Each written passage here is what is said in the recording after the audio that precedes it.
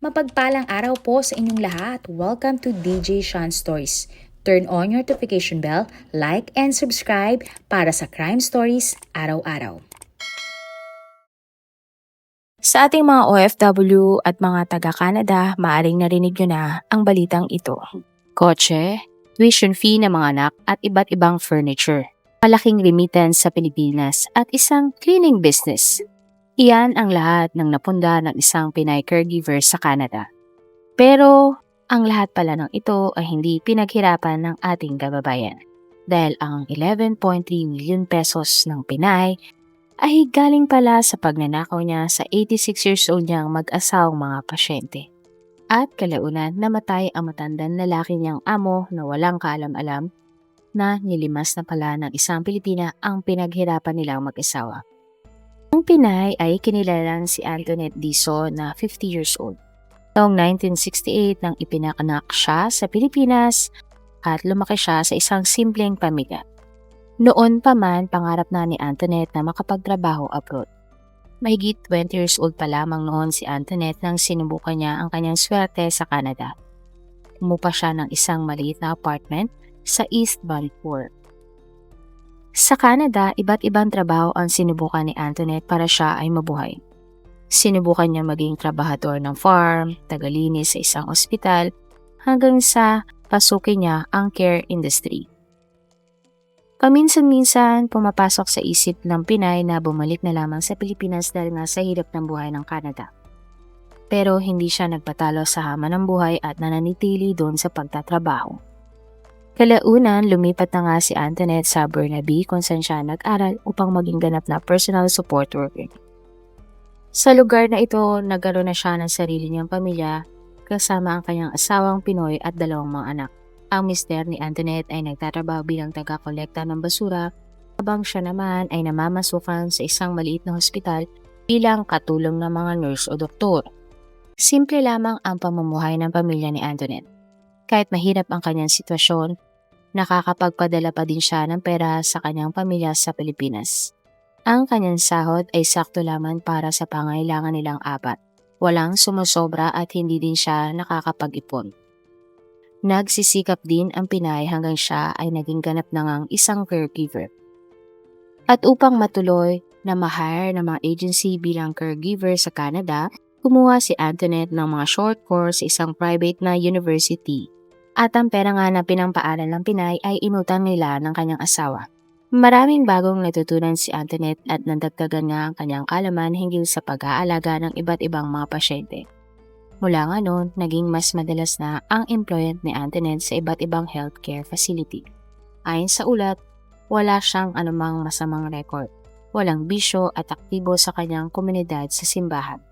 Ayon pa sa ibang naging amo ng Pinay, si Antoinette ay hindi nalilate, mahaba ang pasensya at hindi siya naiinis kahit paminsan-minsan napapahiya na siya habang nag-aalaga ng mga matatanda. Kwento ng mga dating kliyente ni Antoinette, masyaga ito na paliguan at alagaan ang matatanda kahit na ito ay mga masusungit. Kapag naman mainit ang ulo ng mga matatandang pasyente ni Antoinette, madalas umanong kumanta ng lumang Tagalog na mga kanta ang Pinay upang ma-relax ang mga inaalagaan niya. Base din sa mga supervisor ni Antoinette, maasahan ang Pinay at magaling siyang mag-alaga ng mga matatanda na mahina na ang pag-iisip dahil sa katandaan. May mga kliyente din na nagsabi na may puso talaga si Antoinette sa mga mag-alaga ng mga matatanda. Lalo siyang nagpursigi sa pagtatrabaho dahil sabay nang nag-aaral ang kanyang dalawang anak. Ayon naman sa mga churchmate ni Antoinette, mapagbigay ang babae at mahilig mag-volunteer sa mga activity ng mga Filipino community. Maaasahan din ito kapag may okasyon at handa itong magdala ng pagkain na kanilang pagsasaluhan kahit siya ay busy sa trabaho. Handa din umano ang Pinay na tumulong kahit pa kanino. September 2024 nang dinaploy si Antoinette ng kanyang agency sa mag-asawang sina Henry at Helen Albfalter na parehong 86 years old. Silang dalawa ay 60 years nang kasal. Naninirahan ang mag-asawa sa British Columbia kung saan nila pinalaki ang kanilang mga anak at apo. Pero pagpasok ng taong 2014, Lumipat na sina Henry at Helen sa isang retirement residence dahil sa kanilang edad. Pareho nang may sakit ang mag-asawa kaya naman kailangan na nila ng isang caregiver na mag-aalaga sa kanilang dalawa. Bukod doon, hindi din nila kayang gawin ang mga gawaing bahay at iba pang responsibilidad tulad nga ng pagpunta sa mga bangko. May pagkakataon naman na dinadalaw sila ng kanilang anak na si Mia. Bukod sa pag-aalaga at pagpapainom ng gamot sa mag-asawa, trabaho din ni Antoinette na paglutuan sila ng pagkain. Noong una, ilang araw lamang ang trabaho ng Pinay sa bahay ng mag-asawang Canadian. Pero kalaunan, mas madalas nang i-request si Antoinette na mag-asawa, kaya mas matagal at madalas na siyang naglilingkod sa mag-asawa. Palaging pinaglulutuan ni Antoinette si Henry ng paborito nitong agahan na scrambled eggs at bread toast. At sa pagdaan ng mga araw, mas napapalapit na nga ang loob ng mag-asawa sa Pinay na si Antoinette. Sabay na silang kumakain at siya na din ang kasama ng mga matatanda sa kaarawan nila at sa mga special occasion. Paborito naman ni Helen ang ginagawang tsaa sa kanya ni Antoinette. Dahil sa mga ito, halos pamilya ng ituring na mag-asawa ang kanilang caregiver na si Antoinette. Matagal na pinag-ipunan ng mag-asawa ang kanilang retirements at sa pamamagitan nga ng private agency nila, nakuha nila ang kanilang caregiver na si Antoinette. Ang mga agency naman ang naghahanap ng angkop na caregiver sa pangangailangan ng kanilang mga kliyente at sila ang nag-aayos ng schedule ng mga ito sa matatanda nilang pasyente. May porsyento ang agency sa ibabayad ng pamilya ng pasyente habang ang matitira naman ay mapupunta sa caregiver. At dahil hindi ito tulad ng home care system ng gobyerno ng Canada, walang ahensya na nagmonitor sa mga caregiver kapag nasa bahay na ito ng kanilang mga pasyente. Ibig sabihin walang nakakamonitor sa relasyon ni Antoinette, ina Henry at Helen. Bago pa man tumira ang mag-asawa sa retirement residence, si Henry na ang nag-aasikaso na pera nilang mag-asawa at siya ang personal na nagpupunta sa bangko. Subalit dahil unti-unti nang lumalala ang sakit ni Henry, kailangan niya ang tulong ni Antoinette sa pagbabangko at ang pag-withdraw din sa ATM. Kailangan niya ang Pinay sapagkat hindi na mabasa ni Henry ang malilit na letra ng mga dokumento. Minsan din ay mali-mali na ang kanyang pagbibilang ng pera. Si Antoinette naman ang nagtuturo kay Henry kung anong ATM card ang dapat gamitin ng kanyang pasyente. At katabi mismo ni Henry si Antoinette kapag nag-withdraw siya ng pera nilang mag-asawa. At sa hindi malamang dahilan, na-memorize ng Pinay ang 4-digit PIN ng ATM ng kanyang pasyente. Hindi niya na ito kailangan pang isulat dahil halos linggo-linggo silang nag-withdraw ni Henry at nakikita niya ang password ng kanyang pasyente. December 2014 nang lumala na ang sakit ni Henry at kailangan niyang itakbo sa ospital. Dinala siya ni Antoinette sa ospital at matagal siyang na-confine doon. Labis namang nalungkot si Helen sa pagkaka-ospital ng kanyang asawa. Dinalaw din si Henry ng anak niyang si Mia, siyang nag-aasikaso ng mga papeles sa ospital. Madalas na hindi pinapayagan si Helen ng kanyang anak na manatiling matagal sa kwarto ng kanyang asawa dahil baka ang gilang naman ang magkasakit. Kaya naman sinasamahan at inaalagaan na lamang ni Antoinette si Helen sa bahay. At patuloy ang pagtatabaho niya sa bahay ng mag-asawa. Paminsan-minsan naman ay sinasamahan ng Pinay si Helen kapag gusto nitong dumalaw sa ospital. At dito na sinimula ni Antoinette na sirain ang tiwala ng kanyang mga inaalagaan. Ayon sa ulat, ilang araw matapos makonfine ni Henry sa ospital, pahlim na pumapasok sa kwarto na mag-asawa si Antoinette. Natutulog noon si Helen sa kabilang kwarto dahil ayaw niyang matulog sa kama na hindi katabi ang kanyang mister na nasa ospital. Pagpasok ng Pinay caregiver sa kwarto, pumupunta siya sa drawer ni Henry kung saan tinatago nito ang kanyang debit card. Pagkatapos makuha ang ATM card, itinatago ni Antoinette sa kanyang pitaka ito at umuwi sa kanilang bahay na tila walang nangyari. Base sa mga ulat, nagtutungo si Antoinette sa mga ATM machine at nag-withdraw ng 1,000 Canadian dollars or 43,000 pesos gamit ang debit card ng kanyang amo. Walang naging problema sa transaksyon dahil tama naman ang inilagay na PIN ni Antoinette. Nakunan pa nga siya ng CCTV na nagwi-withdraw gamit ang ATM ni Henry. Pero kahit na ganoon, hindi naglabas ng anumang alert ang bangko dahil ang mahalaga tama ang PIN code ng kanyang ATM. At magmula nga noon halos araw-araw nang kumukuha ng pera ang Pinay sa ATM ng kanyang amo. Habang si Henry ay walang kamalay-malay na ninakawan na pala siya ng pinagkatiwalaan niyang Pinay. Habang pinagnanakawan umano ng Pinay na si Antoinette si Henry, patuloy namang inaalaga ng caregiver ang asawa ni Henry na si Eric. Patuloy pa din niya itong pinaglulutuan ng pagkain, pinapaliguan at pinapainom ng mga gamot. Tulad ng kanyang asawa, walang kaalam-alam din si Helen na labas-pasok na pala sa kanilang bahay ang isang kawatan. Hindi din nagduda ang anak na mag-asawa na si Mia sa caregiver na kanyang mga magulang dahil hindi naman niya chinecheck ang bank account ng kanyang ina at ama.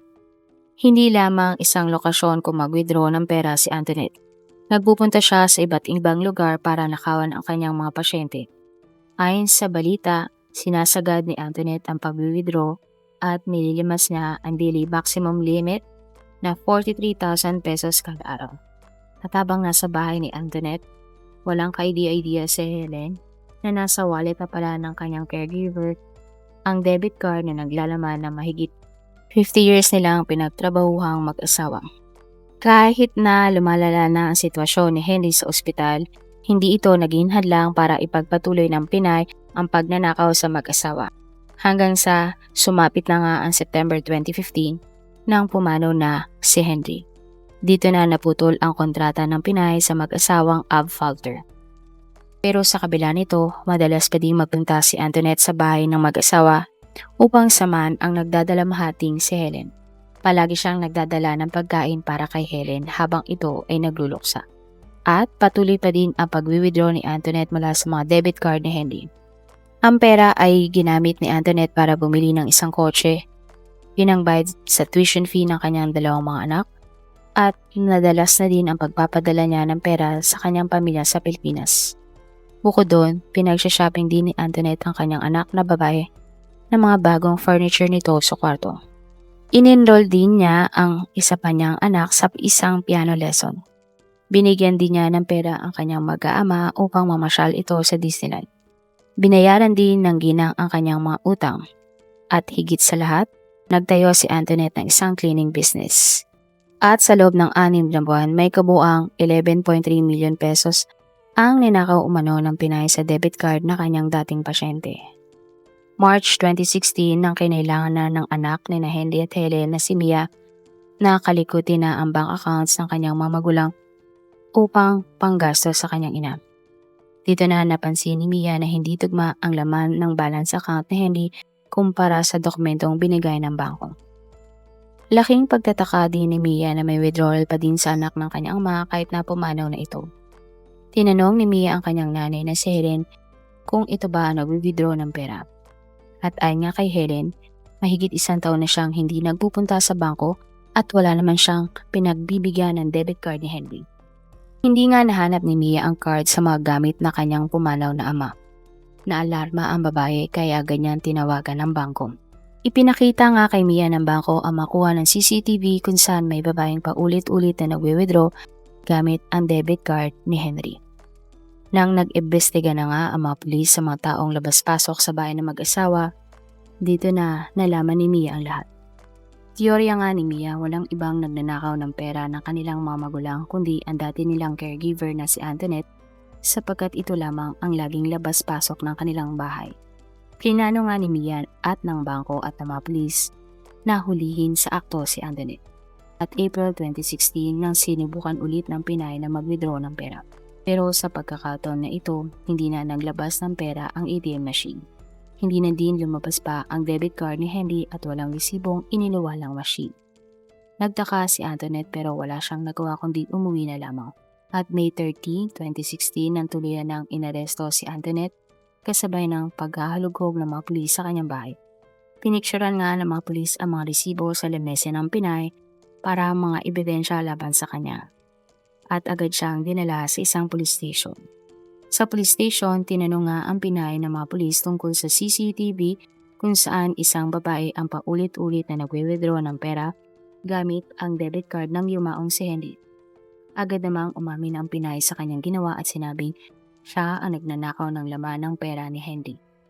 At ayon sa kanya, December 2014 nang kinuha niya ang debit card sa kwarto ni Henry upang mag-withdraw ng laman nitong pera. Pero git niya, hindi niya sinasadya ang pangyayari. Sadyang gimmick lamang siya noon dahil marami silang utang mag-asawa. Pero sa huli, kinasuhan ng Pinay ng fraud over 5,000 Canadian dollars at siya ay ikinulong. Na-recover naman ng mga pulis sabay ng caregiver ang mamahaling bagay na binili nito gamit ang ninakaw niyang pera. Hindi naman makapaniwala si Helen nang nalaman na ninanakawan pala siya ng dati niyang tagapag-alaga at halos 11.3 million pesos ang natangay ni Antoinette. Ayon nga kay Helen, baka nagkamali lamang ang mga pulis na nag-iimbestiga sa kaso. Gitang-ginang, naging napakabait na caregiver ni Antoinette at itinuring na siya nitong pamilya. Doble dagok nga para sa pamilya ni Mia at Helen ang nangyari dahil bukod sa nawala na ang padre de pamilyang si Henry, nawala pa ang mahigit kalahating yaman na mag-asawa. Mula 20 million pesos, naging 10 million na lamang ang nilalaman ng bank account ng mag-asawa. At sa unang bahagi nga ng taong 2018, naghain si Antoinette ng guilty plea at formal niyang inamin ang pagnanakaw sa debit card ni Henry upang ipakita ang kanyang pagsisisi. December 13, 2018 nang naganap ang trial ni Antoinette sa korte. Siya ay napatunayang guilty sa pagnanakaw ng pera sa dati niyang mga inaalagaan si Henry at Helen. Siya ay hinatulan ng 1 taong pagkakakulong at 18 months probation. Inutusan din siyang magbayad ng 4.5 million pesos na restitusyon para sa kanyang agrabyadong pamilya. Ayon sa ulat, ang ibang bahagi ng pera ay nabawi pa sa Pinay sa pamamagitan ng mga insurance at tulong ng bangko. Si Antoinette ay habang buhay nang pinagbabawalan na magtrabaho o mag-alaga sa anumang pasilidad na may kinalaman sa mga matatanda, samantala wala namang sinabi sa balita kung idineport ba pabalik ng Pilipinas si Antoinette o hindi. Sa mga taga-Canada, narinig niyo na ba ang balitang ito sa inyong lugar? Marami pong salamat sa inyong panonood. Meron ba kayong mga kwento na gusto nyong i-share sa ating mga manonood? O kung may personal po kayong kwento na gusto nyong i-feature sa ating channel, i-comment down below nyo lang ang inyong mga suggestions. Para naman po sa dagdag kalaman, i-subscribe nyo din po at i-follow ang ating iba pang YouTube channel katulad ng Tagalog Facts and Mysteries by DJ Sean at Manila Boy Wonder Philippines. Marami pong salamat sa pagsuporta nyo sa aming mga channel. God bless everyone!